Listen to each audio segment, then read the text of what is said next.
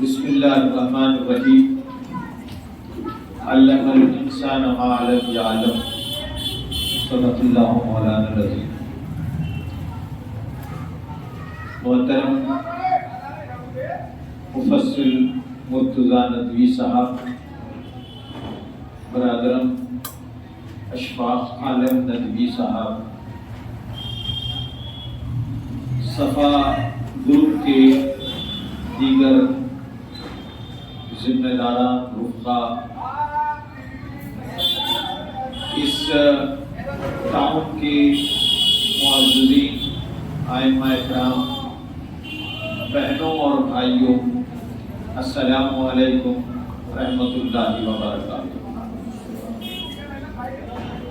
مجھے بڑی خوشی ہے کہ میں آپ کے درمیان موجود ہوں اور ایک اہم موضوع پر ہم تبادلہ خیال کریں گے۔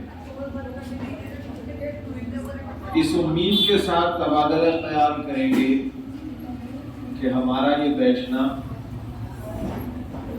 اور ہمارے خیالات کا ایکسچینج کرنا انشاءاللہ موانا کے لیے خیر کا باعث ہوگا اور موانا میں ایک تبدیلی کی شروعات ہوگی۔ اس کا مطلب یہ نہیں ہے کہ موانا میں تبدیلی کا آغاز ہو چکا ہے۔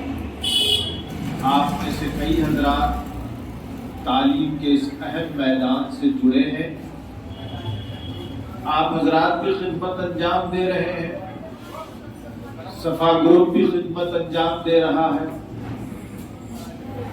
اور آنے والے دنوں میں اللہ تعالیٰ پتہ نہیں کن کن کو منتخب کرے گا اور وہ یہاں کے انسانیت کی اور ملت کی خدمت کرے گا۔ حاضرین، ملت کے حوالے سے جب بھی کوئی گفتگو ہوتی ہے، ملت کے زوال کا تذکرہ ہوتا ہے، تو بات یہاں پر ختم ہوتی ہے کہ ملت کو اگر عروج بخشنا ہے اور ملت اسلامیہ کو دوبارہ اپنی پوزیشن پر لانا ہے، ان کا کھویا ہوا مقام انہیں لوٹانا ہے یا اسے حاصل کرنا ہے، تو جہاں دیگر محاذوں پر کام کی ضرورت ہے، وہیں سب سے اہم محاذ تعلیم کا خیال آتا ہے۔ تمام مقررین اسی علاج کو پیش کرتے ہیں کہ ہمارے مرض کا علاج تعلیم ہے، اور آج ہم بھی اسی علاج پر گفتگو کرنے کے لیے جمع ہیں۔ لیکن اب تعلیم پر گفتگو ایک دوسرے سطح پر جا چکی ہے۔ اس سے پہلے جب بھی ہم تعلیم کی گفتگو کرتے، تعلیم پر گفتگو کرتے، تو یہ ہوتا کہ مدرسے سے کسی کو فارغ کروا دیا جائے، یا پھر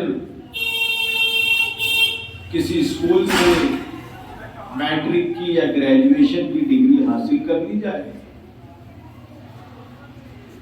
لیکن اب معاملہ اس سے اونچا ہو گیا، اور ابھی مولانا نے بڑی بہترین بات کہی، مفسر صاحب نے، کہ ہم کو تعلیمی کلچر فروغ دینا ہے۔ صرف بچوں کو ڈگریاں تقسیم کرنا نہیں ہے، چاہے وہ مدرسے کی ہو چاہے اسکول کی ہو، بلکہ ہمیں کلچر فروغ دینا ہے۔ اب وہ کلچر کیسے فروغ پائے گا؟ کلچر کیا ہوگا؟ اگر ہم تاریخ کا چلمن ہٹا کر اپنے ماضی کو دیکھیں گے تو ہمیں وہاں کہیں نہ کہیں ایک دھندلا سا علمی کلچر نظر آئے گا، بشرطے کہ ہم دیکھنے کی کوشش کریں۔ اس کلچر کی کچھ جھلکیاں ہیں اور بڑی سرور پیدا کرنے والی جھلکیاں. میرے اور آپ کے وہ گھر جس کے ذمہ دار ہمارے آبا و اجداد نانا دادا ہوا کرتے تھے، ان گھروں میں داخل ہو گئے. دیکھیے آپ داخلے میں کیا ہوتا تھا. آج کے ڈرائنگ روم جیسا ہال ہوتا تھا جسے ہم ڈرائنگ روم کہیں گے. اس ڈرائنگ روم میں الماریاں ہوتی تھی، اس میں کتابیں ہوتی تھی نئی پرانی. جب مہمان آتے تو کتاب پر گفتگو ہوتی، نئی کتاب موضوع بحث ہوتی. گویا گھر ایک چھوٹا سا مکتب ہوتا، گھر ایک لائبریری ہوتی، گھر ایک ریسرچ سینٹر ہوتا. اور آج کا گھر دیکھ لیجئے، میرے اور آپ کے گھر بڑے اچھے ہو گئے ہیں، ملٹی فلور ہو گئے ہیں، کئی منزلہ ہو گئے ہیں. الماریاں بھی اب پرانی جیسی نہیں رہی ہیں، الماریوں میں بھی تبدیلی آ گئی ہے. بعض جگہ تو چائنا کی الماریاں آ گئی ہیں، گلاسز بھی اچھے لگے ہوتے ہیں. اب آپ دیکھیے یہاں رک کر کہ ان الماریوں اور ان الماریوں میں ایک جوہری فرق پیدا ہو گیا ہے، بنیادی فرق پیدا ہو گیا. وہ الماریاں سجی ہوتی تھی کتابوں سے، اور آج کی الماریاں سجی ہوتی ہیں کس سے؟ شو پیسز سے، ڈنر سیٹ سے، چائے کی پیالیوں سے. یعنی میرے اور آپ کی زندگی کا محور پہلے کتابیں تھی اور آج کھانا ہے، آج ڈنر سیٹ ہے، آج چائے کی پیالی ہے. تو یہ تبدیلی ایک بہت بڑی چیز بتاتی ہے. یہ جو شفٹ ہوا ہے، یہ شفٹ نے مجھے اور آپ کو مغلوب بھی بنا دیا ہے، مظلوم بھی بنا دیا ہے، اور ہم تعلیم سے دور ہو چکے ہیں. ایک مثال کلچر کی. دوسری مثال کلچر کی. میرے اور آپ کے گھر میں عید آتی ہے تو عید کا بجٹ بن جاتا ہے. کون سا کپڑا خریدنا ہے، کتنا خریدنا ہے، کون سا چائنا کا کپڑا لیا جائے یا پھر ریمنڈس کا لیا جائے یا پڑوسی ملک کا لیا جائے، یہ سب چلتا ہے. کون سا ٹیلر اچھا ہے، کون سا برانڈ اچھا ہے. اسی طرح بقرعید آتی ہے تو ماشاءاللہ قربانی کا بجٹ بنتا ہے. بچی ولادت پاتی ہے تو اس کی شادی کا بجٹ کریٹ ہو جاتا ہے. اگر میں پیسے نہ جمع کر رہا ہوں تو گھر میں خواتین پیسے جمع کرنا شروع کر دیتی ہیں. ہر سال جائیں گی، کچھ سونا خریدیں گی اور بچی کے لیے جمع کریں گی. جمعہ کے دن بریانی کا بجٹ بنتا ہے. مہمان آتا ہے تو مٹھائی کا بجٹ بنتا ہے. تو اس طرح یہ سارے بجٹ بنتے ہیں، ان کے لیے پیسہ ارینج ہوتا ہے. لیکن آپ اور ہم ذرا دیکھیں کہ کیا ہمارے گھر میں کتاب خریدنے کا بجٹ بنتا ہے؟ کیا ہم کتاب اسی اہتمام کے ساتھ خریدتے ہیں جتنے اہتمام کے ساتھ ہم کپڑے خریدتے ہیں؟ نہیں خریدتے. ہم لڑکے اور لڑکیوں کے انٹرویوز کرتے ہیں ٹیچرز پوسٹ کے لیے وغیرہ وغیرہ. جب پوچھا جاتا ہے کینڈیڈیٹ سے کہ آپ نے اپنی نصاب کے علاوہ کوئی کتاب پڑھی ہے، چاہے وہ مدارس سے فارغ ہو، چاہے وہ یونیورسٹیوں سے فارغ ہو، چاہے لڑکے ہو چاہے لڑکیاں ہوں، اس سوال کے جواب میں اپنا چہرہ اور منہ نیچے کر لیتے ہیں، جواب نہیں دیں گے. خان کوئی جواب دے گا مرد سے زیادہ خواتین دے گی. خواتین ہماری بہنیں بولیں گی ہاں سر پڑھا میں نے. کیا پڑھا ہے؟ پہلے نمبر پر آتی ہے بہشتی زیور اور دوسرے نمبر پہ مرد و خواتین بولتے ہیں فضائل اعمال. اب یہ بھی مکمل نہیں پڑھے ہوتے ہیں, بس نام دیکھ لیا, چیدہ پڑھ لیا, یا کسی نے پڑھا تو سن لیا, خریدا بھی نہیں. تو کتابوں پر, علم پر خرچ کرنے کا معاملہ اتنا کمزور ہے, اور ہم اور آپ چاہتے ہیں کہ دنیا پر چھا جائے. ہم اور آپ کہتے ہیں کہ صاحب ہمارے ساتھ ظلم ہو رہا ہے. ظلم نہیں تو اور کیا ہوگا؟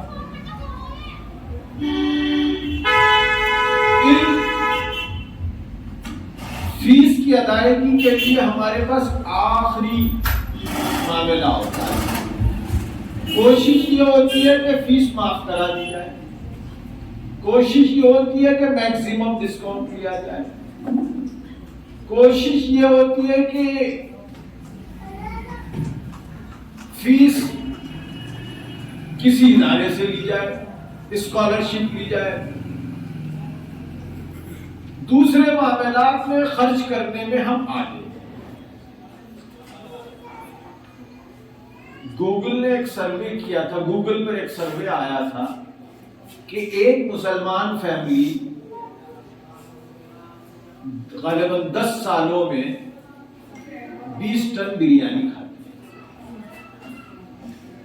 اس بریانی کے پیسے جوڑ لیے جائیں اور اسے تعلیم پر لگا دیا جائے تو بڑا انقلاب آئے. تو یہ دوسرا ادھارن ہے. تو پہلی چیز یہ کہ آپ گھروں میں کتابیں لائیں اور اپنے گھروں کو ایک علم کا گہوارہ بنانے کی کوشش کریں. دوسری جو بات ہم نے جو ابھی کہی وہ یہ کہ ہم تعلیم پر بجٹ خرچ کرنے بنانے کا یہ طے کریں. یہ دو چیزیں بڑی امپورٹنٹ. اس کے بعد ماحول میں کلچر پیدا کرنا پورے افراد کا کام ہے.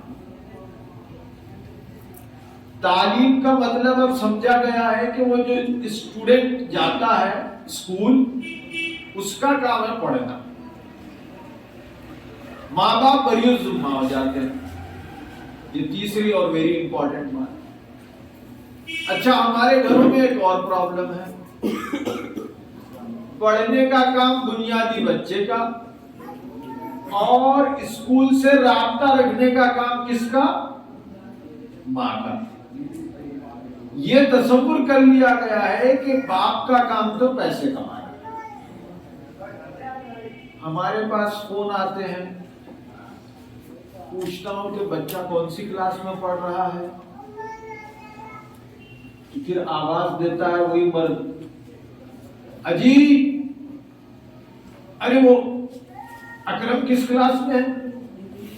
ارے باپ کو یہ بھی نہیں معلوم کہ اس کا بیٹا کس کلاس میں. یہ صورتحال ہے ہماری. تو پوری فیملی ایجوکیشن میں انوالو ہونا. ہم چاہتے ہیں کہ بچے ہمارے پڑھیں, لیکن کیا ہم گھروں میں تعلیم کا ماحول دے رہے ہیں؟ چلیے, الماریاں پلیٹوں سے بھر گئی ہیں, آپ کے پاس تعلیم کا بجٹ کمزور پڑ گیا ہے. اب تعلیم کا ماحول گھر میں بچے کو مل ہی نہیں رہا ہے.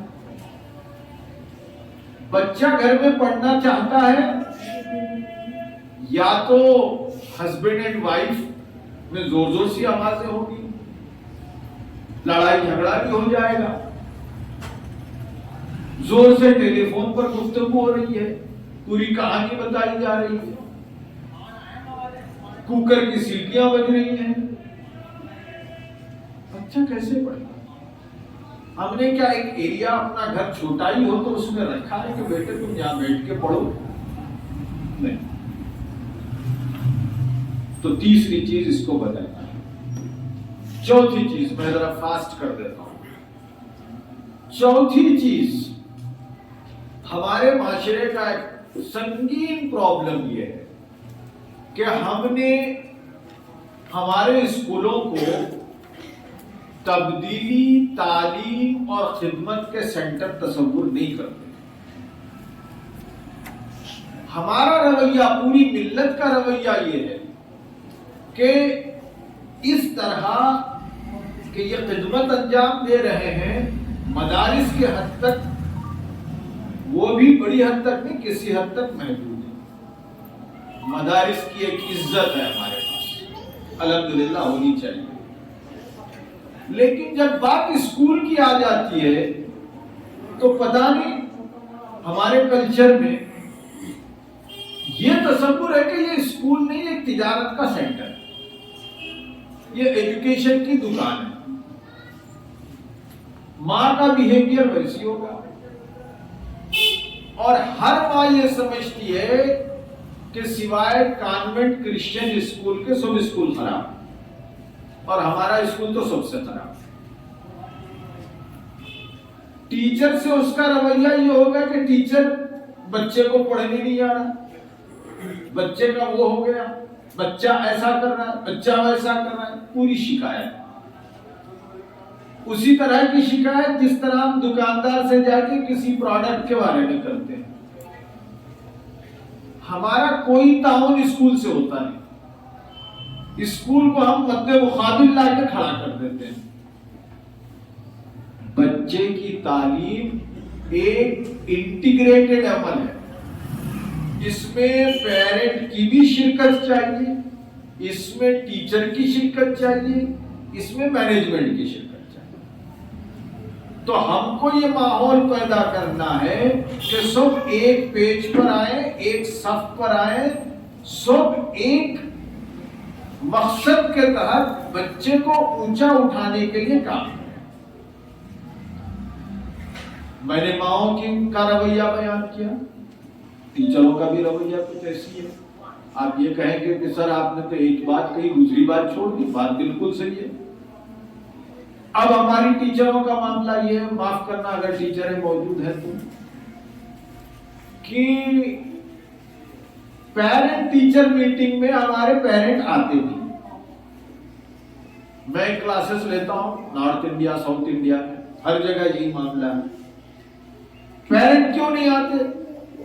پیرنٹ اس لیے نہیں آتے، بالخصوص مائیں اس لیے نہیں آتی ہیں کہ ہماری ٹیچریں ماؤں کو بچوں کے سامنے بھی تقریباً ذلیل کر دیتی ہیں، اور بچے کو بھی، کہ تمہارے بچے کا ڈریس ایسا، پڑھتا نہیں، ہوم ورک کرتا نہیں، یہ کہا جاتا ہے.